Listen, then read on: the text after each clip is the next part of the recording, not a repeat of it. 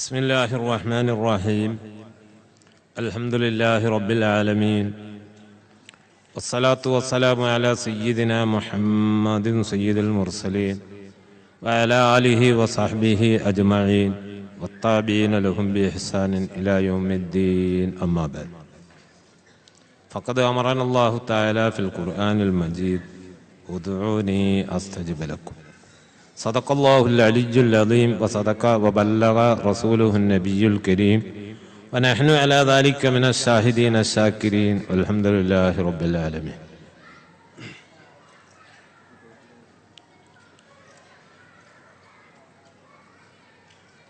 അഭിമന്യരായ ഉസ്താദുമാരെ, ബഹുമാന്യരായ നേതാക്കളെ, പ്രിയപ്പെട്ട സഹോദര സഹോദരികൾ, സമസ്ത കേരള സുന്നി ജമാഅത്ത് ബഹ്റൈൻ ഹുദൈബിയ കമ്മിറ്റിയുടെ ആഭിമുഖ്യത്തിൽ സംഘടിപ്പിക്കപ്പെട്ടിട്ടുള്ള ഈ മഹാസമ്മേളനത്തിൽ നിങ്ങളോടൊപ്പം ഒരുമിച്ചുകൂടാൻ തൗഫീക്ക് നൽകിയ റബ്ബുൽ ആലമീനായ അല്ലാഹുവിനെ സ്തുതിക്കുകയും അവസരം നൽകിയ സംഘാടകർക്ക് നന്ദി രേഖപ്പെടുത്തുകയും ചെയ്യുന്നു. എന്നാൽ സുഹൃത്തുക്കളെ, ഒരു നസീഹത്ത് എന്ന് പറഞ്ഞാണ് ക്ഷണിക്കപ്പെട്ടതല്ലേ, സ്റ്റേജിലേക്ക് ക്ഷണിച്ചത്. ഒരു നസീഹത്ത് എന്ന് പറഞ്ഞ് ക്ഷണിച്ചാൽ അത് എഴുന്നേറ്റ് നിന്നിട്ട് എന്തെങ്കിലും രണ്ടു വാക്ക് പറയൽ നിർബന്ധമാണ്. ഹക്കുൽ മുസ്ലിമി അലൽ മുസ്ലിമി സിത്തുൻ ഇദാ ലഖീതഹു ഫസല്ലിം അലൈഹി വഇദാ ദഅക ഫഅജിബഹു വഇദാ ഇസ്തൻസഹക ഫൻസഹ ലഹു അല്ലേ. അപ്പോൾ ഉസ്താദുമാരുടെ ആ നിർദ്ദേശമനുസരിച്ച് നിന്നു എന്ന് മാത്രം ഒരു പ്രസംഗം ഈ സന്ദർഭത്തിൽ ഉദ്ദേശിക്കുന്നില്ല. നിങ്ങളോടൊപ്പം വന്നുകൂടാൻ സാധിച്ചത് അതൊരു വലിയ ഭാഗ്യമാണ്. പക്ഷെ ഞാനിവിടെ എത്തിയത് നേരത്തെ എൻ്റെ സുഹൃത്ത് ഫത്താഹ് ദാരിമി സൂചിപ്പിച്ചതുപോലെ ഇബ്രാഹിം വ്യാശാല അദ്ദേഹത്തിൻ്റെ വലിയ എന്തായാലും പറയേണ്ട സൂത്രം, വലിയൊരു തന്ത്രമാണ്. കുറേ നിർബന്ധിച്ചു. അതിന് ഒരു വിധത്തിലും സാധിക്കാത്തൊരു ചുറ്റുപാടാണ്, മറ്റൊന്നുകൊണ്ടുമല്ല. അതെന്താണ് ആ ചുറ്റുപാട് വിശദമായി പറഞ്ഞിട്ട് ഇനിയും കൂടുതൽ പബ്ലിസിറ്റി ഉണ്ടാക്കണ്ട, അതുകൊണ്ട് വിവരിക്കുന്നില്ല. പക്ഷെ അദ്ദേഹം PKP ഉസ്താദിനെ കൊണ്ട് നിർബന്ധിപ്പിച്ചു. അപ്പൊ PKP ഉസ്താദിനെ ഒന്ന് വിളിക്കണം എന്ന് മറ്റൊരു സുഹൃത്ത് SK ഹംസയായി ഒന്ന് PKP ഉസ്താദിനെ വിളിക്കണം എന്ന് പറഞ്ഞു എന്നോട്. ആവശ്യം ഇതാണെന്ന് മനസ്സിലാവുകയും ചെയ്തു. ആ PKP ഉസ്താദിനോട് നേരിൽ കാര്യം പറഞ്ഞാൽ അത് വിട്ടുവീഴ്ച കിട്ടും. അതുകൊണ്ട് ഞാൻ പറഞ്ഞു, ഞാൻ ഫോണിൽ സംസാരിക്കുന്നില്ല, PKP ഉസ്താദായിട്ട് നേരിൽ സംസാരിച്ചോളാന്ന് പറഞ്ഞു. ഒരു ദിവസം ഉണ്ട് പെട്ടെന്ന് SK ഹംസാജി എന്നെ വിളിച്ചു. PKP ഉസ്താദ് ഉണ്ട് കൂടെ, ഞങ്ങൾ യാത്രയിലാണ്, ഉസ്താദിന്റെ ഫോൺ കൊടുക്കാൻ പറഞ്ഞു. ഉസ്താദ് ഫോൺ എടുത്ത ഉടനെ തന്നെ പറഞ്ഞത് ബഹ്റൈനിലെ പരിപാടിക്ക് പോകണമെന്നാണ്. പിന്നെ ഒന്നും പറയാൻ കഴിയില്ലല്ലോ, ഉസ്താദിന്റെ നിർദ്ദേശമല്ലേ, അതൊരു നിലക്കും ലംഘിക്കാൻ പറ്റില്ല. അപ്പോൾ അങ്ങനെയാണ് നിങ്ങളുടെ മുമ്പിൽ എത്തിച്ചേർന്നിട്ടുള്ളത്. ഏതായാലും ഇതും നല്ല അമല് തന്നെയാണ്. എൻ്റെ വന്യ സുഹൃത്ത് സാലിഹ്യങ്ങളോട് കൂടിയിരിക്കൽ വലിയ പുണ്യമുള്ളതാണെന്ന് പറഞ്ഞു. സാലിഹ്യങ്ങൾ എന്ന് പറഞ്ഞാൽ എന്താണ്? സൽക്കർമ്മം ചെയ്യുന്ന ആളുകൾ, വലിയ സൽക്കർമ്മം. എല്ലാവരും കേരളക്കാരാണ് അല്ലേ, എവിടെയൊക്കെയോ ഉള്ള ആളുകൾ ഇവിടെ വന്നിട്ട് അത്യധ്വാനം ചെയ്യുന്നവരാണ്. എന്തിന്? അള്ളാഹു നിർബന്ധമാക്കിയ ഒരു അമല് നിർവഹിക്കാൻ വേണ്ടി. ഭാര്യ, മക്കളെ, മാതാപിതാക്കളെ, കുടുംബത്തെ ഒക്കെ പോറ്റല് അത് അള്ളാഹ് നിർബന്ധമാക്കിയതല്ലേ. അള്ളാഹു നിർബന്ധമാക്കിയ ആ അമല് നിർവഹിക്കാൻ വേണ്ടി വന്നവരാണ് നിങ്ങൾ. ഇവിടെ ചെലവഴിക്കുന്ന ഓരോ നിമിഷവും അത് വളരെ പുണ്യമുള്ളതും നല്ല അമലുമാണ്. നല്ല സാലിഹായ അമല് ചെയ്യുന്നത്. ഞാൻ മുഖത്ത് നോക്കി പുകഴ്ത്തുന്നതല്ല, മുഖത്ത് നോക്കി പുകഴ്ത്തരുത്. ഞാനങ്ങനെ പുകഴ്ത്തുന്നതല്ല, മദ്ഹ് ചെയ്യുന്നതല്ല, ഉള്ളത് പറയുന്നത്. അപ്പൊ വലിയ നല്ല അമല് ചെയ്യുന്ന ആളുകളാണ് നിങ്ങളൊക്കെ. അപ്പൊ നിങ്ങളുടെയൊക്കെ കൂടെ വന്നു ചേരാൻ സാധിച്ചതും നിങ്ങളെ കൊണ്ടൊക്കെ ദ്വാരിപ്പിക്കാൻ സാധിക്കുന്നതും അത് ഒരു നല്ല ഭാഗ്യമായാണ് ഞാൻ ഇപ്പോൾ കാണുന്നത്. അപ്പം വലിയ അമല് നിങ്ങൾ നിർവഹിക്കുന്നത്. അതിനേക്കാൾ ഏറ്റവും വലിയ അമലാണ് ഈ സംഘടനയുടെ ആഭിമുഖ്യത്തിൽ ഇവിടെ നിർവഹിക്കപ്പെടുന്നത്. അത് മഹാനായ തങ്ങൾ ഈ സംഘടനയുടെ പ്രവർത്തനങ്ങൾ പറഞ്ഞപ്പോഴാണ് അത് ബോധ്യമാകുന്നത്. ഈ സംഘടനയുടെ പ്രധാന ലക്ഷ്യങ്ങൾ തങ്ങളിവിടെ വിവരിക്കുകയുണ്ടായി. ഈ കാലത്ത് ഏറ്റവും ആവശ്യമായ ഈ കാലം അത് നമ്മൾ ഒന്നാമതായി ശ്രദ്ധിക്കേണ്ടതുണ്ട്. എന്താണ് ഈ കാലം? ഇതൊരു വല്ലാത്ത കാലമാണ്. ഈ ദുനിയാവിന് എത്ര വയസ്സായി പറയാൻ കഴിയോ? ഇല്ല, 460 കോടി വയസ്സായി എന്നാണ്. സുബ്ഹാനല്ലാഹ്. ഇത് വരുമ്പോ മാണിയൂരിന്ന് വില്ലേജ് ഓഫീസിൽ നിന്ന് പാർത്തിയതൊന്നുമല്ല. ഇവിടെയുള്ള ചില പുരാവസ്തുക്കളെ കുറിച്ച് ഗവേഷണം നടത്തിയിട്ട് ഉന്നത ശീർഷകരായ ശാസ്ത്രജ്ഞന്മാർ പറയുന്നതാണ് ദുനിയാവിന് ഏതാണ്ട് 460 കോടി വയസ്സായി. 1, 2 എന്ന് എഴുതിയിട്ട് കോടി എണ്ണിട്ട് 460 കോടി. സുബ്ഹാനല്ലാഹ്, വല്ലാതെ വയസ്സായില്ലേ, മരിക്കാനായി. ഈ നീണ്ട കാലം, ഈ കാലത്തിനടക്ക് ഈ ദുനിയാവിൽ കഴിഞ്ഞ ഈ ദുനിയാവിന്റെ ഈ വയസ്സുണ്ടല്ലോ, ഇതിൽ ഏറ്റവും മഹത്തായ കാലം ഏതായിരുന്നു? ഈ ദുനിയാവിൽ ഇന്ന് വരെ കഴിഞ്ഞു പോയ കാലങ്ങളിൽ ഏറ്റവും ഉത്തമമായ കാലം ഏതായിരുന്നു? ചിന്തിക്കാതെ മറുപടി പറയാം. അഷ്റഫുൽ ഖൽഖ് മുഹമ്മദ് മുസ്തഫ സല്ലല്ലാഹു അലൈഹി വസല്ലമ തങ്ങൾ ഇവിടെ ജീവിച്ചിരുന്ന കാലം. അതാണ് ഏറ്റവും വലിയ കാലം, നല്ല കാലം. അത് നബി സല്ലല്ലാഹു അലൈഹി വസല്ലമ തങ്ങൾ തന്നെ പറഞ്ഞതാണ്, അല്ലേ? ഖൈറുൽ ഖുറൂനി ഖർനി സുമ്മല്ലദീന യലൂനഹും സുമ്മല്ലദീന യലൂനഹും. ഹദീസിന്റെ വ്യാഖ്യാനം പരിശോധിച്ചാൽ അവിടത്തേക്ക് ശേഷമുള്ള കാലമല്ല, മുമ്പ് കഴിഞ്ഞുപോയ കാലവും ഒക്കെ ആ കാലത്തിൽപ്പെടും. ഏറ്റവും മഹത്വമുള്ള കാലം നബി സല്ലല്ലാഹു അലൈഹി വസല്ലമ തങ്ങൾ ജീവിച്ചിരുന്ന കാലമാണ്. ഏറ്റവും ദുഷിച്ച കാലം ഏതാണ്? ഏതാ? പല സ്ഥലത്തേക്കും നമ്മുടെ ചിന്ത ചിലപ്പോ പോയേക്കും, അല്ലേ?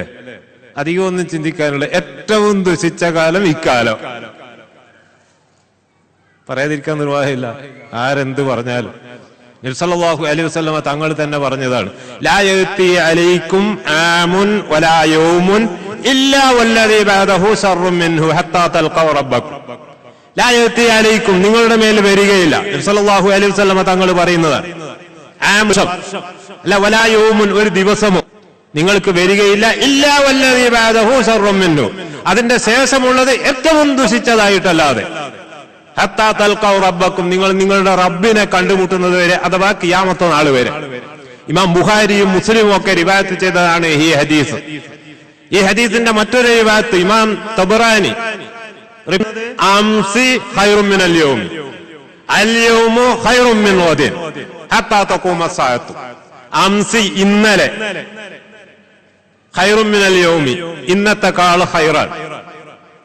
അൽ യൗമു, ഇന്ന്, ഖൈറുൻ മിൻ ഗദിൻ, നാളത്തെക്കാൾ ഖൈറാൻ. ഹത്താ തഖൂമ അസ്സാഅത്തു, ഖിയാമത്ത് നാൾ നിലനിൽക്കുന്നത് വരെ ഈ പ്രതിഭാസം തുടർന്നുകൊണ്ടേയിരിക്കും. ചിലപ്പോ ഇങ്ങനെ ആരെങ്കിലും ചിന്തിച്ചേക്കോ, എന്താണ് ഈ പറയുന്നത്? ഇത്ര പരിഷ്കരിച്ച ലോകം, അല്ലെ? ഇത്ര പരിഷ്കരിച്ച ഒരു ലോകം ദുനിയാവിൽ കഴിഞ്ഞു പോയിട്ടുണ്ടോ? ഈ കാലത്തിന്റെ മുഖത്ത് നോക്കിയിട്ട് എങ്ങനെ ദുഷിച്ചത് എന്ന് പറയുന്നത്? നബി സല്ലല്ലാഹു അലൈഹി വസല്ലമ തങ്ങൾ ഇതൊന്നും അറിയാതെ പറഞ്ഞു പോയതാണ്. മഅദല്ലാഹ്, അങ്ങനെ ചിന്തിച്ചു പോകരുത്. നബി സല്ലല്ലാഹു തങ്ങൾക്ക് ഖിയാമത്ത് നാൾ വരെയുള്ളതല്ല, അതിന്റെ അപ്പുറവും അല്ലാഹു അലൈഹി വസല്ലമ തങ്ങൾക്ക് അല്ലാഹു അറിയിച്ചു കൊടുത്തതാണ്.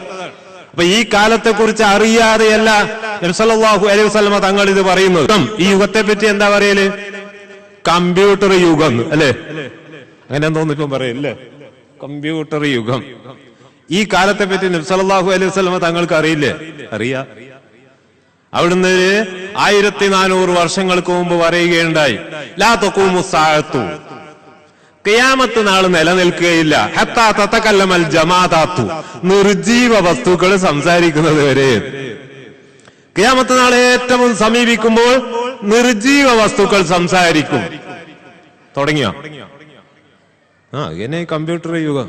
ഫോൺ എടുത്ത് വിളിച്ചാരെങ്കിലും, നിങ്ങൾ വിളിക്കുന്നയാള് മറ്റൊരാളുമായി സംഭാഷണത്തിലാണ്, കുറച്ച് കഴിഞ്ഞാൽ ശ്രമിച്ചു നോക്കുന്ന വരും. ആരാണ് പറയുന്നത്? കമ്പ്യൂട്ടർ നിർജീവ വസ്തുവല്ലേ? നിർജീവ വസ്തുക്കും എന്ന് നബി സല്ലല്ലാഹു അലൈഹി വസല്ലമ തങ്ങൾ പറയുന്നത് വളരെ വ്യക്തമായി കാണുന്നതാണ് ഈ ലോകം. എന്തിന് നമ്മുടെ ബഹ്റൈനി തന്നെ എടുക്കാം. ലാ തഖൂമു സാഅത്തു, ഖിയാമത്ത് നാൾ നിലനിൽക്കുകയില്ല. ഹത്താ തകൂന അർദുൽ അറബി, അറേബ്യൻ നാടുകളായിത്തീരുന്നത് വരെ മുറൂജം വൻഹാറൻ, വലിയ തോട്ടങ്ങളും വെള്ളത്തടാകങ്ങളും ഒക്കെ. ഇത് എപ്പോഴാണ് ഈ പറയുന്നത്? ഒരു 50 കൊല്ലങ്ങൾക്ക് മുമ്പ് നിങ്ങൾക്കൊക്കെ പഠിച്ചിട്ടുണ്ടാവുമല്ലോ. ഇവിടെ വന്നാൽ ഈ നാട്ടിനെ പറ്റി പഠി. എന്താണ് അവസ്ഥ? വെറും മരുഭൂമിയായിരുന്നു, ഒന്നുമില്ലായിരുന്നു. ഇതൊക്കെ നബി സല്ലല്ലാഹു അലൈഹി വസല്ലമ തങ്ങള് പറയുന്ന അങ്ങനെയുള്ള ഒരു കാലം. ചുരുക്കി പറഞ്ഞാൽ ഖിയാമത്ത് നാൾ ഏറ്റവും സമീപിച്ച കാലം. ഖിയാമത്ത് നാളിന് ഒട്ടേറെ അടയാളങ്ങളുണ്ട്. ചെറിയ അടയാളങ്ങൾ നാം പരിശോധിച്ച് നോക്കിയ ഒരു 300ഓളം അടയാളങ്ങളുണ്ട്. ഒക്കെ കഴിഞ്ഞു. ചെറിയ അടയാളങ്ങളുടെ കൂട്ടത്തിൽ ഏറ്റവും ആദ്യത്തേത് ഏതാ? ആദ്യത്തേത് നബി സല്ലല്ലാഹു അലൈഹി വസല്ലം തങ്ങളുടെ ആഗമനം. മുമ്പ് കഴിഞ്ഞുപോയ പ്രവാചകന്മാരെല്ലാം പറഞ്ഞതാണ് ഖിയാമത്ത് നാൾ ഏറ്റവും സമീപിക്കുമ്പോൾ ആഖിറുസ് സമാനിൽ പ്രവാചകൻ വരും. നബി സല്ലല്ലാഹു അലൈഹി വസല്ലം തങ്ങളെ കുറിച്ച് പറഞ്ഞു. അവിടുത്തെ ആഗമനമാണ് ആദ്യത്തെ അടയാളം. പിന്നെ ഇങ്ങനെ ഖിയാമത്ത് നാളിന്റെ അടയാളങ്ങൾ ഇങ്ങനെ പൂർത്തിയായി എല്ലാം കഴിഞ്ഞിരിക്കുന്നു. ചെറിയ അടയാളങ്ങൾ മിക്കവാറും എല്ലാം തീർന്നു. ഇനി ആ വലിയ അടയാളമാണ് ഇമാം മഹ്ദി റഹ്മത്തുള്ളാഹി അലൈഹി തങ്ങളുടെ ആഗമനം, ദജ്ജാലിന്റെ പുറപ്പാട്, റൂഹുല്ലാഹി ഈസാ നബി അലൈഹിസ്സലാം ആകാശത്തിൽ നിന്ന് ഇറങ്ങി വരൽ തുടങ്ങിയുള്ള ഒരു 10 വലിയ അടയാളങ്ങൾ. അത് മാത്രമാണ് ബാക്കി. അടയാളങ്ങളുടെ കൂട്ടത്തിൽ ചെറിയ അടയാളങ്ങളുടെ കൂട്ടത്തിൽ ഇത് നന്നായി ശ്രദ്ധിക്കണം. എന്നാലാണ് നമ്മുടെ ഇതുപോലെയുള്ള സംഘടനകളുടെ പ്രവർത്തനങ്ങളെ കുറിച്ച് മനസ്സിലാക്കാൻ വേണ്ടി സാധിക്കുക. ചെറിയ ആയി മനസ്സിലാക്കാൻ സാധിച്ചത് ഒരു പക്ഷേ പിന്നെയും ആരുടെങ്കിലും ശ്രദ്ധയിൽപ്പെട്ടേക്കാം. എന്നിടത്തോളം ഖിയാമത്ത് നാളിന്റെ ചെറിയ അടയാളങ്ങളിൽ അവസാനത്ത് ശ്രദ്ധിക്ക്, വളരെ ശ്രദ്ധേയമാണ്. ഈ ഹദീസ് മിക്കവാറും കിട്ടുന്ന സദസ്സുകളിലൊക്കെ ഈ ഹദീസ് ഞാൻ ഓതാറുണ്ട്.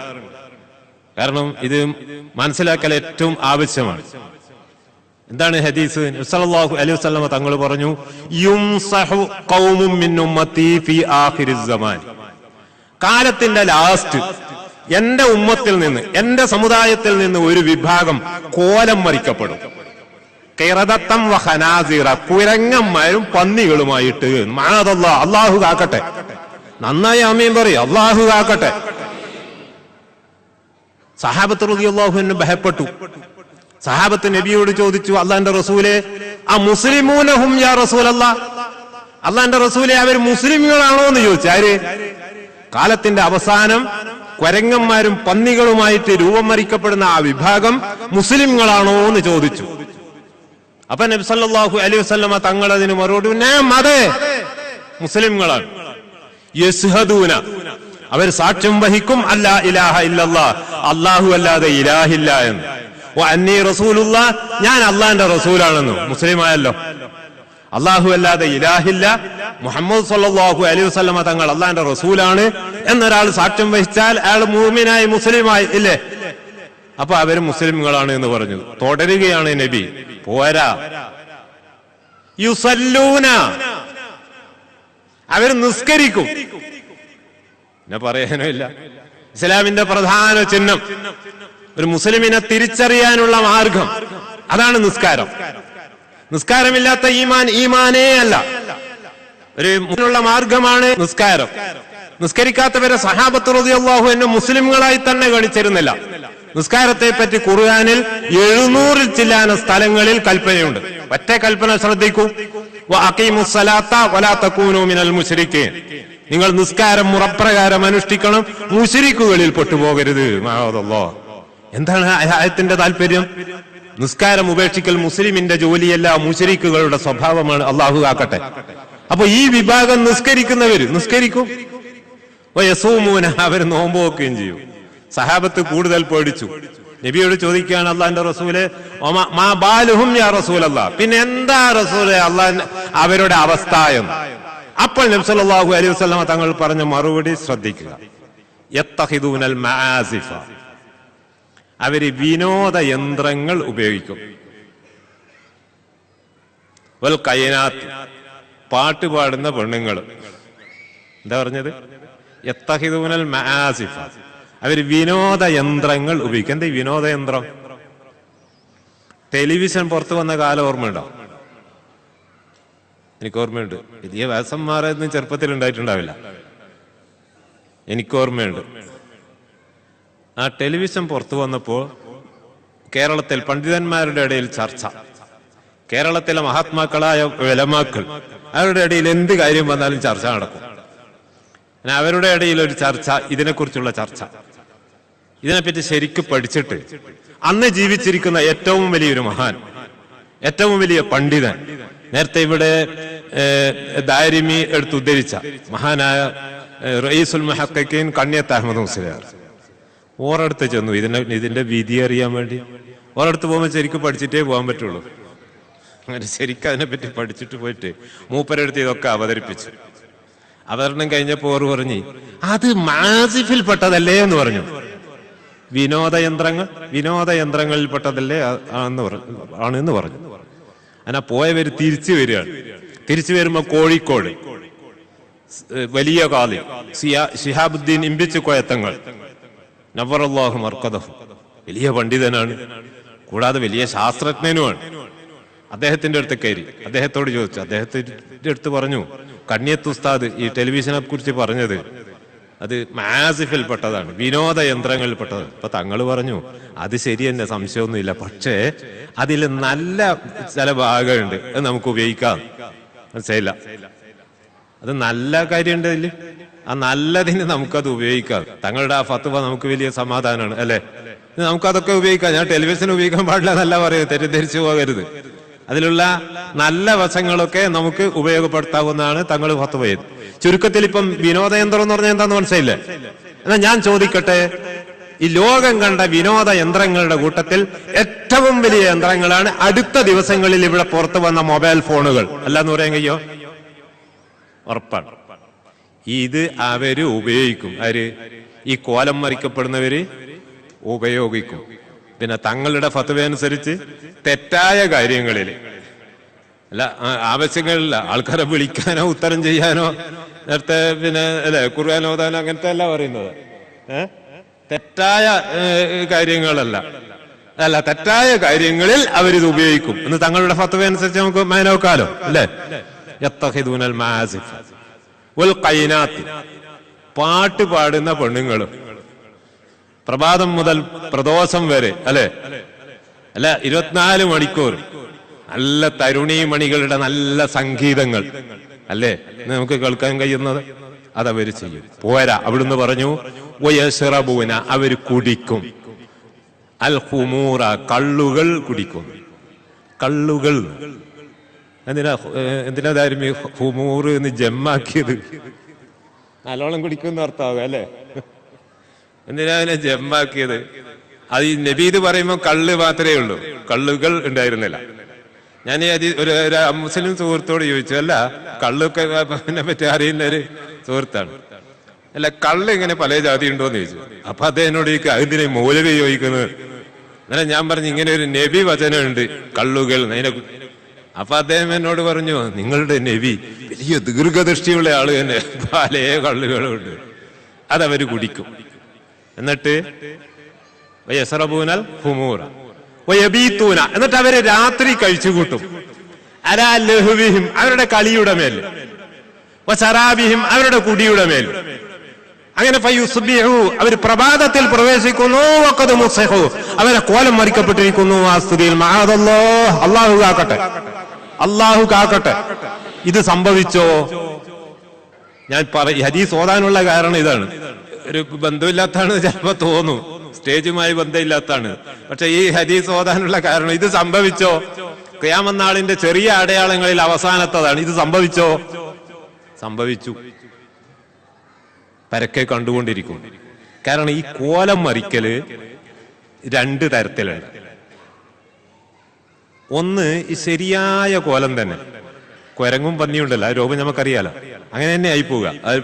ഒരു ബാലും 4 കാലും ഒക്കെ ഉള്ള അതേ ജീവി തന്നെ ആയിപ്പോവാ, അല്ലാഹു ആക്കട്ടെ. മറ്റൊരു രൂപം ബുദ്ധിപരമായി ഇങ്ങനെ ആയിപ്പോവാ. ഇങ്ങനെ കുരങ്ങന്മാര് പന്നികളുടെ മാതിരി ബുദ്ധിപരമായിട്ട് അങ്ങനെ ആയിപ്പോവാ.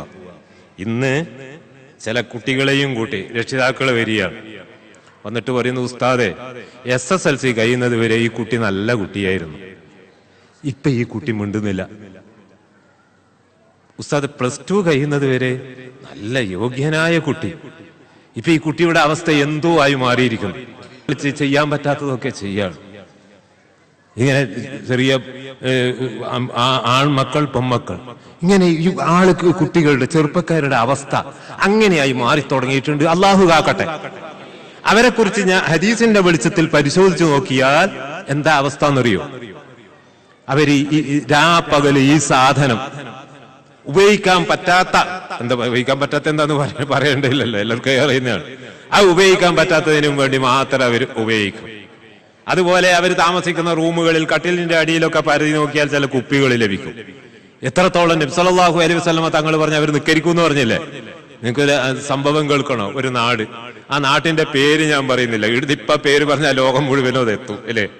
ആ നാട്ടുകാർ പറയും, ഉസ്താദ് ബഹ്റൈനിൽ പോയിട്ട് ഞങ്ങളെ കുറ്റം പറഞ്ഞു ഇല്ലേ, ഞങ്ങളെ നാട്ടുകാരെ കുറ്റം പറഞ്ഞു. ആ നാട്ടിൽ എന്താ സംഭവം എന്നറിയോ? സ്വബി നിസ്കരിച്ചിട്ട് ചില യുവാക്കൾ പുറത്തു പോവുകയാണ്, പള്ളിയിൽ നിന്ന് പുറത്തു പോവുകയാണ്. സ്വകാര്യത്തില് ഹൗദിൽ നിന്ന് ചില കുപ്പികൾ എടുത്തിട്ട് തണുപ്പിക്കാൻ വെച്ചതാവുമല്ലോ,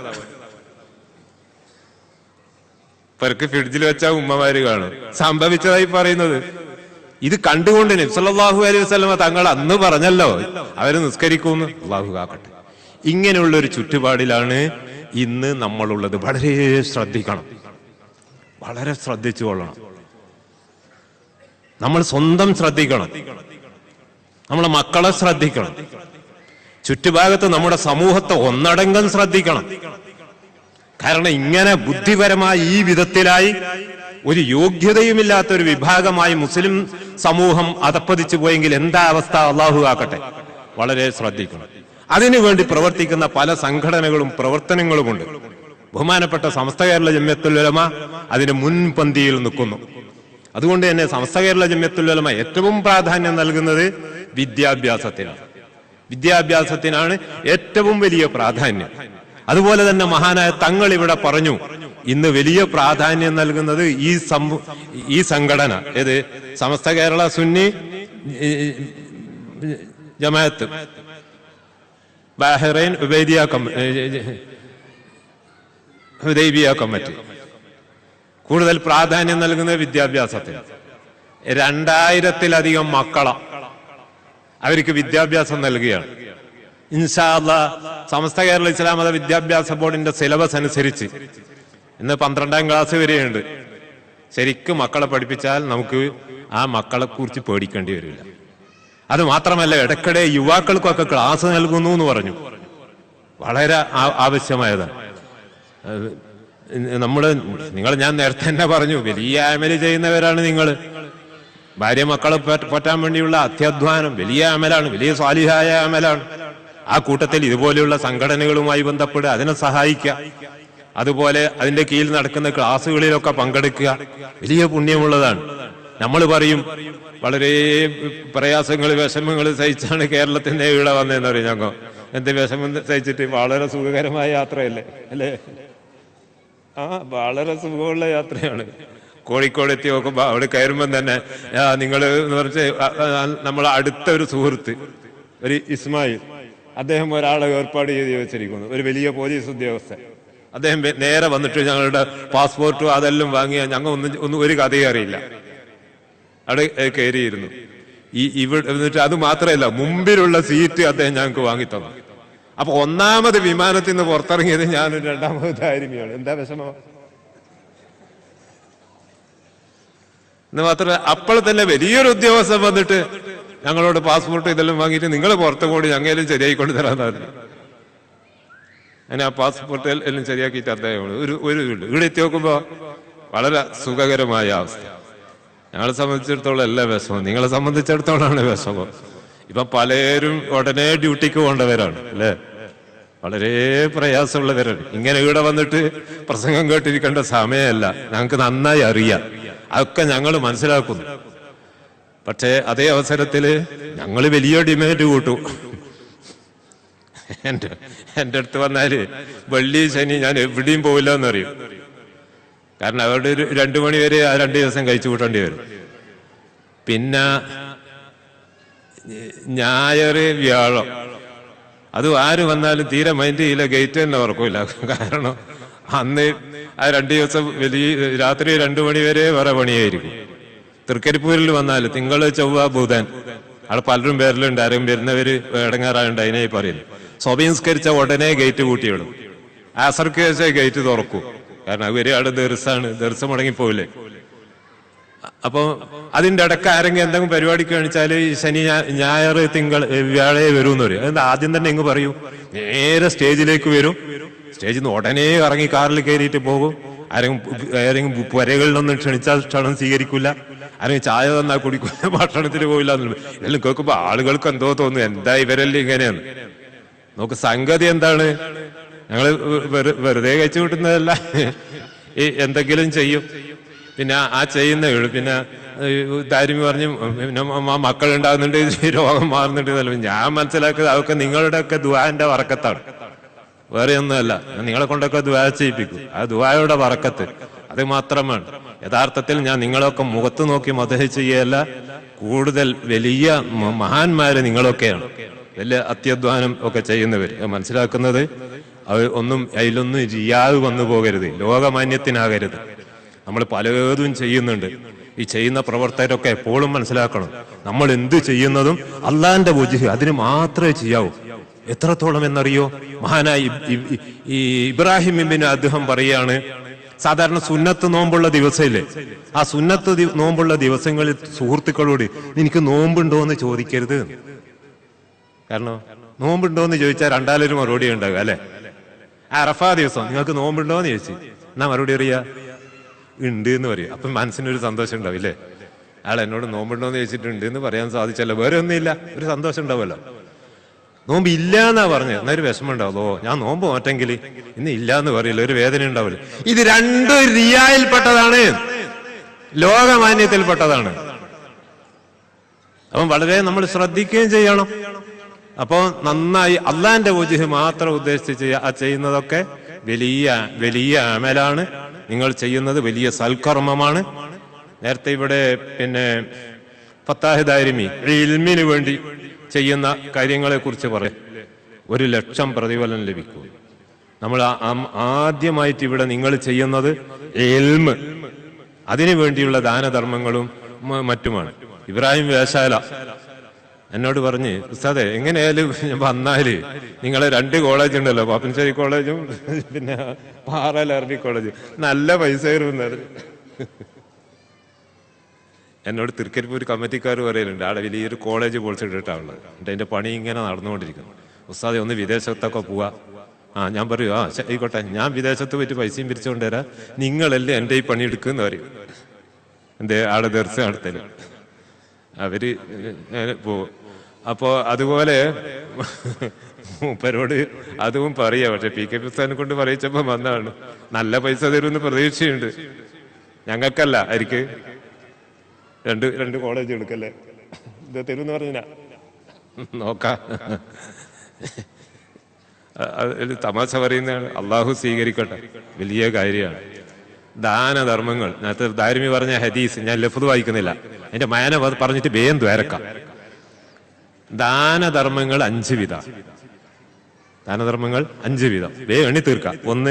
ഒന്നിന് 10 പ്രതിഫലം ലഭിക്കുന്നത്, 2 1-ന് 770 കിട്ടുന്നത്, 3 1-ന് 700, 4 1-ന് 70,000, 5-മത്തത് 1-ന് 1,00,000.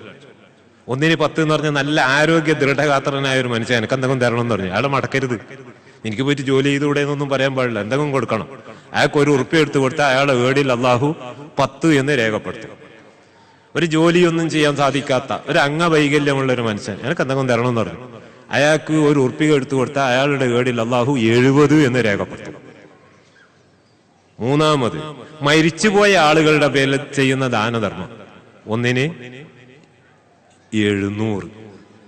ആർക്കും 1 ഉറുപ്പ്യ എടുത്ത് കൊടുക്കുമ്പോൾ ഇത് എൻ്റെ മരിച്ചുപോയ ഉപ്പാന്റെ പേരിൽ, അല്ലെങ്കിൽ മരിച്ചുപോയ ഉമ്മാന്റെ പേരിൽ, മരിച്ചുപോയ ഉസ്താദിന്റെ പേരിൽ, അങ്ങനെ കരുതിയാൽ അയാളുടെ വീടിൽ അള്ളാഹു എത്ര എഴുതാ 700 എന്ന് രേഖപ്പെടുത്തും. അടുത്ത ബന്ധുക്കൾക്ക് നൽകുന്ന ദാനധർമ്മങ്ങൾ, അതിന് ഒന്നിന് 70,000. ഇതാ നിങ്ങളൊക്കെ വലിയ സാലിഹ്യങ്ങളാണെന്ന് പറഞ്ഞ ഞാന്. നിങ്ങൾ ഇവിടുന്ന് അധ്വാനം ചെയ്തിട്ട് പൈസ ആയിരിക്കും അയക്കുന്നത് മക്കൾക്ക്, ഭാര്യക്ക്, ഉമ്മാക്ക്, ഉപ്പാക്കൊക്കെ കൊടുത്തയക്കുന്നത്. നിർബന്ധമായ ധർമ്മമാണ് ചെയ്യുന്നത്. ഒരു ഉറുപ്പിക ഭാര്യക്കോ മക്കൾക്കോ ഉമ്മാക്കോ പെങ്ങന്മാർക്കോ മരുമക്കൾക്കോ ബന്ധുക്കൾക്ക് ആർക്കെങ്കിലും കൊടുത്താൽ, സാധുക്കൾക്ക് കൊടുത്താൽ ഒന്നിന് അയാളുടെ ഏടിൽ എന്താ എഴുതാ? ഒന്നിന് 70,000. നല്ല അമലാണ് ചെയ്യുന്നത്. അപ്പം വലിയ പാടുണ്ട്, അത് വലിയ കഷ്ടപ്പാടായി തോന്നരുത്. അതിനു വേണ്ടിയാണ് ഞാൻ പറയുന്നത്. 5-ാമത്താണ് 1-ന് 1,00,000. അതേതാണ്? അത് ദീനിന് വേണ്ടി നൽകുന്ന ദാനധർമ്മങ്ങൾ. നമ്മുടെ ഈ മദ്രസകൾക്ക്, അറബി കോളേജുകൾക്ക് ഇത് ഒക്കെ നൽകുന്നത്. അപ്പോൾ ഒരു ഉറുപ്പിക ആരെങ്കിലും കൊടുത്താൽ എത്ര അയാളുടെ ഏടിൽ എഴുതുക? 1,00,000. ദാരിമി എത്ര പറഞ്ഞു? 10 റുപ്യ കൊടുക്കാം. തരാനാ എത്ര എഴുതുക? അപ്പോ 10 ലക്ഷം. വലിയ കെട്ടുണ്ടാവും. സാധിക്കുന്നവരൊക്കെ കൊടുക്കാം. ചിലരടുത്ത് 5 ഉണ്ടാവും പറയുന്നത്. ഉള്ളതൊക്കെ കൊടുത്ത് സാധിക്കും പോലെ. നമുക്കറിയില്ല ഓരോരുത്തർക്കും എന്താ ചെയ്യാൻ സാധിക്കുന്നതൊക്കെ ചെയ്ത് ദീനിന്റെ കാര്യം ശ്രദ്ധിക്കണം. പ്രത്യേകിച്ച് നമ്മൾ ശ്രദ്ധിക്കണം നമ്മളെ മക്കളെ കാര്യം വളരെ ശ്രദ്ധിക്കണം. മക്കളുടെ കാര്യം വളരെ ശ്രദ്ധിക്കണം. ചെറുപ്പക്കാരുടെ കാര്യം, നമ്മളെ കാര്യം നമ്മളും ശ്രദ്ധിക്കണം. മക്കളെ കാര്യം നല്ലോണം ശ്രദ്ധിക്കണം. കാരണം നമുക്കറിയാലോ യൂസുഫ് നബി അലൈഹിസ്സലാം, യാക്കൂബ് നബി അലൈഹിസ്സലാം, അല്ലെ? അവരെ കഥ എല്ലാവർക്കും അറിയാലോ. യൂസുഫ് നബി അലൈഹിസ്സലാം എവിടെയോ പോയി, ചെന്നായ പിടിച്ച് തിന്നു കളഞ്ഞു എന്ന് മറ്റു മക്കൾ വന്ന് ഇപ്പൊ വിറ്റ് ധരിപ്പിച്ചു. ചുരുക്കി പറയാ, യാക്കൂബ് നബി ഇരുന്ന് കരഞ്ഞിട്ട് ഖുർആൻ പറഞ്ഞത് എന്താ? ഒബിയല്ലത്ത് ഐലാഹു, 2 കണ്ണ് വെളുത്തുപോയി എന്നാ പറഞ്ഞത്. അങ്ങനെ അവസാനം യൂസുഫ് നബിയും യാക്കൂബ് നബിയും ഒരുമിച്ച് കൂടിയില്ലേ കുറെ വർഷങ്ങൾക്ക് ശേഷം. അപ്പൊ യൂസുഫ് നബി ചോദിച്ചു, അല്ല ഉപ്പ, എന്തിനാ ഇങ്ങനെ കരഞ്ഞ്? അതിന്റെ ആവശ്യം എന്താ? അധികം വന്നാൽ ഞാൻ മരിച്ചിട്ടുണ്ടാവും, അതല്ലേ ഉള്ളൂ. മരിച്ചെങ്കിൽ നമുക്ക് മാശറയിൽ ഒന്നിച്ച് കണ്ടൂടെ? അപ്പൊ യാക്കൂബ് നബി പറഞ്ഞ മറുപടി ശ്രദ്ധിക്കണം നമ്മൾ ഓരോരുത്തർ. മോനെ യൂസുഫേ, ഞാൻ കരഞ്ഞത് നീ മരിച്ചു പോയോ അല്ലെങ്കിൽ നിന്നെ ചെന്നായി പിടിച്ച് തിന്നോ അത് വിചാരിച്ചിട്ടല്ല ഞാൻ കരഞ്ഞില്ല. അത് ഉറപ്പാണ്. അങ്ങനെയാണെങ്കിൽ മാശറയിൽ നമുക്ക് ഒരുമിച്ച് കൂടാം. ഞാൻ കരഞ്ഞത് എന്തിനാണെന്ന് അറിയോ മോനെ? നീ ചെറുപ്പത്തിൽ എന്റെ മടിത്തട്ടിൽ നിന്ന് നഷ്ടപ്പെട്ടു പോയി. നീ എവിടെയോ അലഞ്ഞു തിരിഞ്ഞ് എന്തോ ആയി. അങ്ങനെ അവസാനം നിന്റെ ദീനൊന്നും എന്റെ ദീൻ മറ്റൊന്നും ആയി പോയെങ്കിൽ മോനെ എന്താ അവസ്ഥ? നീ നരകത്തിലും ഞാൻ സ്വർഗത്തിലുമായി പോയെങ്കിൽ എന്താ മോനെ അവസ്ഥ? അത് ഓർത്തിട്ട് കൊണ്ട് മാത്രമാണ് ഞാൻ കരഞ്ഞത്. നമ്മൾ ഓരോരുത്തരും ശ്രദ്ധിക്കേണ്ടതാണ് യാക്കൂബ് നബി അലൈഹിസ്സലാമിന്റെ ഈ വാക്ക്. നമ്മുടെ മക്കളെ നന്നായി ശ്രദ്ധിക്കണം. അതിന് നല്ല മാർഗമാണ് നമ്മുടെ മദ്രസകൾ. ആ മദ്രസകളിൽ 12ാം ക്ലാസ് വരെ പഠിപ്പിക്കണം. അതുപോലെ മറ്റും പഠിപ്പിക്കണം. എല്ലാം പഠിക്കൽ ഫർദ് കിഫായിയാണ്. അമ്മാ ഫർദുൽ കിഫായത്തി ഫകുല്ലു ഇൽമിൻ ലാ യുസ്തഗ്നാ അൻഹു ഫീ ഖിവാമി ഉമൂരി ദുനിയ. ദുനിയാ കാര്യങ്ങളുടെ നിലനിൽപ്പിന് ആവശ്യമായ സകല വിദ്യകളും പഠിക്കൽ ഫർദ് കിഫായിയാണ്, സാമൂഹ്യമായ ബാധ്യതയാണ്. നമ്മളുടെ മക്കളെ കൂട്ടത്തിൽ ഡോക്ടർമാരുണ്ടാകണം, എഞ്ചിനീയർമാരുണ്ടാകണം, അല്ലെ? പലരും ഉണ്ടാകണം. എത്രത്തോളം നമ്മളൊക്കെ പറയല് തെങ്ങ് കയറാൻ അറിയുന്നവരും കൂടി ഉണ്ടാകണമെന്ന്, തേങ്ങ പറിക്കാൻ ആളുകളുണ്ട്. അപ്പൊ എല്ലാം പഠിക്കുന്നവര് നമ്മളെ മക്കളെ കൂട്ടത്തിൽ ഉണ്ടാകണം. ആ കൂട്ടത്തിൽ എൽമ് പഠിച്ച ആലിമീങ്ങളും ഉണ്ടാകണം. അതും നമ്മളെ മക്കളുടെ കൂട്ടത്തിൽ നിന്ന് തന്നെ ഉണ്ടാകേണ്ടത്. ആകാശത്തിൽ നിന്ന് മലക്കുകൾ വന്നിട്ട് എൽമു പഠിക്കില്ല. ആലിമീങ്ങൾ ഉണ്ടാകണമെങ്കിൽ നമ്മളെ മക്കളിൽ ചിലരെ എൽമു പഠിപ്പിക്കാൻ വേണ്ടി ഉപയോഗപ്പെടുത്തണം. അതിന് ഇന്ന് നല്ല ചുറ്റുപാടാണ്. പൊതുവെ പലരെ കണ്ടാലും ഉസ്താദെ ഹാഫിൽ ഇറക്കണമെന്നാ പറയല്. ചില മക്കളും പറയല് ഉസ്താദെ ഹാഫിൽ അഹന്ത് ഇറക്കണമെന്നാണ്. നല്ല ആലിമീങ്ങളാകണം, നല്ല മക്കളാകണം. ആ ആശ ഇന്ന് പരക്കെ രക്ഷിതാക്കളിലൊക്കെ വ്യാപിച്ചു തുടങ്ങിയിട്ടുണ്ട്. നല്ലതാണ്. അത് എല്ലാവരും ഓരോരുത്തരും ശ്രദ്ധിക്കണം. മക്കളെ കാര്യത്തിൽ മക്കൾക്ക് നാം സമ്പാദിച്ചു വെക്കണം, ആവശ്യമാണ്. പക്ഷെ സമ്പാദിച്ചു വെച്ചിട്ടില്ലെങ്കിലും സമ്പാദിച്ചു വെക്കണം, വേണ്ടെന്നല്ല പറയുന്നത്. പക്ഷേ ഇവിടെ അതിനേക്കാളും കൂടുതൽ വേണ്ടത് അവരുടെ ആ പരലോക ജീവിതത്തെക്കുറിച്ച് ചിന്തിക്കുകയാണ് നമ്മുടെ ഉത്തരവാദിത്വം. അതുകൊണ്ട് മക്കളെ കാര്യം പ്രത്യേകം ശ്രദ്ധിക്കണം. യുവാക്കൾ അതുപോലെ എന്നെ പോലെയുള്ള വയസ്സന്മാർ എല്ലാവരും എല്ലാവരുടെ കാര്യവും നന്നായി ശ്രദ്ധിക്കണം. ഇന്ന് വളരെ വിഷമം പിടിച്ചൊരു ചുറ്റുപാടാണ്. ഈ കാലഘട്ടത്തിന്റെ ഓരോ ഗതിയും നബി സല്ലല്ലാഹു അലൈഹി വസല്ലമ തങ്ങൾ കാലേക്കൂട്ടി പ്രവചനം നടത്തിയതാണ്, അവസാനിക്കാൻ പോവുകയാണ്. ഇമാം മഹ്ദി റഹ്മത്തുള്ളാഹി അലൈഹി തങ്ങളുടെ ആഗമനം വളരെ സമീപിച്ചതാണ്. ഹദീസുകൾ പരിശോധിച്ചു നോക്കുമ്പോൾ അവിടെ യമനിലും മറ്റുമൊക്കെ ഇന്ന് നടക്കുന്ന കോലാഹലങ്ങൾ, കുഴപ്പങ്ങൾ, ലോകത്താകെ നടക്കുന്ന കുഴപ്പങ്ങളൊക്കെ പരിശോധിച്ചു നോക്കുമ്പോൾ ഇമാം മഹ്ദി റഹ്മത്തുള്ളാഹി അലൈഹി തങ്ങളുടെ ആഗമനം വളരെ സമീപമാണ്. അതുപോലെ തന്നെ ദജ്ജാലിന്റെ വരവ്, ഈസാ നബി അലൈഹിസ്സലാമിന്റെ വരവ്, ഈസാ നബി അലൈഹിസ്സലാമിന്റെ വരവിനെ കുറിച്ച് ചിന്തിച്ചാൽ നബി സല്ലല്ലാഹു അലൈഹി വസല്ലമ തങ്ങൾ പറഞ്ഞത് റൂഹുല്ലാഹി ഈസാ നബി അലൈഹിസ്സലാം ദിമഷ്കിലെ ഡമാസ്കസിലെ പള്ളിയുടെ വെള്ള മുനാരത്തിലാ വന്നിറങ്ങാം. ഇത് പറയുമ്പോൾ ഡമാസ്കസിൽ പള്ളി പോയിട്ട് ഒരു മുസ്ലിം തന്നെ ഉണ്ടായിരുന്നില്ല, അല്ലേ? ഇന്ന് ഡമാസ്കസിൽ ആ മനോഹരമായ പള്ളിയും വെള്ള മുനാരവും നമുക്ക് കാണാം. അവിടെയാണ് റൂഹുല്ലാഹി ഈസാ നബി അലൈഹിസ്സലാം വന്നിറങ്ങുക. വാദിഹൻ യദൈഹി അലാ അജ്നിഹത്തി മലക്കൈന്, രണ്ട് ചിറകുകളുടെ മേല് മലക്കുകളുടെ ചിറകിന്മേൽ കൈവച്ചുകൊണ്ട് റൂഹുല്ലാഹി ഈസാ നബി അലൈഹിസ്സലാം വരുന്നു എന്ന് പറയും. ദിമഷ്കിലെ പള്ളിയിലേക്ക് കയറും, മഹ്ദി ഇമാമിന്റെ പിന്നിൽ വെച്ച് നിസ്കരിച്ചിട്ട് ദജ്ജാലിനെ കൊല്ലാൻ പോകും. ദജ്ജാലിനെ കൊല്ലുന്ന സ്ഥലത്തെ കുറിച്ച് നബി പറഞ്ഞതാണ് അത്ഭുതം. ബിബാബി ലുദ്ദിൻ, ലുദ് ഗേറ്റിന്റെ അടുക്കൽ വെച്ച്. ഇത് പറയുമ്പോൾ ലുദ് എന്ന് പറഞ്ഞൊരു സ്ഥലം ഉണ്ടായിരുന്നു, ഗേറ്റ് ഒന്നും അവിടെ ഉണ്ടായിരുന്നില്ല. ഇന്നവിടെ മനോഹരമായ ഗേറ്റ് കാണാം. ഇസ്രായേലികളുടെ അന്താരാഷ്ട്ര വിമാനത്താവളം പണി ചെയ്തിട്ടുള്ളത് ലുദ് എന്ന സ്ഥലത്താണ്. പിന്നെ ഇസ്രായേലികളാണ് ദജ്ജാലിന്റെ പ്രധാന അനുയായികൾ. അതെല്ലാം കൂടി മുമ്പിൽ വെച്ച് നോക്കുമ്പോൾ ഇന്ന് ഫലസ്തീനിൽ ദജ്ജാലിനെ സ്വീകരിക്കാനുള്ള സ്റ്റേജ് പണി ചെയ്യുന്ന കാഴ്ചയാണ് നമുക്ക് കാണാൻ സാധിക്കുക. അതുപോലെ അമേരിക്കയിലും ഒക്കെ നടക്കുന്ന സംഭവങ്ങൾ, അതിനൊക്കെ വിലയിരുത്തിയാൽ അത്ഭുതപ്പെട്ടു പോകും. അങ്ങനെ ഇത് അവസാനിക്കാൻ പോവുകയാണ്. നമ്മുടെ ശരിയായ ജീവിതം വരാനിരിക്കുന്ന ജീവിതമാണ്. ആ ജീവിതം സുഖകരമായി തീരണം. അതിന് വേണ്ടുന്ന എല്ലാ കാര്യങ്ങളും ശ്രദ്ധിക്കുകയും അതിന് സാധിക്കുന്ന ഒത്താശകളൊക്കെ ചെയ്യുകയും ചെയ്യണം. അതിന് അള്ളാഹു തൗഫീക്ക് ചെയ്യട്ടെ എന്ന് പ്രാർത്ഥിച്ചുകൊണ്ട് ആളുകളെ ഇങ്ങനെ ഇരുത്തി വിഷമിക്കൽ, പ്രയാസപ്പെടുത്തൽ ശരിയല്ല എന്ന് മനസ്സിലാക്കി ഞാൻ നിർത്തുകയാണ്. ഇനി ചെറിയൊരു ദുആ, അങ്ങനെ നമുക്ക് വേഗം പിരിയാം. പിന്നെ അതിൻ്റെ ഇടയിൽ എന്തോ തേൻ പറഞ്ഞേ, അതെവിടെ? അല്ല, തേനെടുത്തു.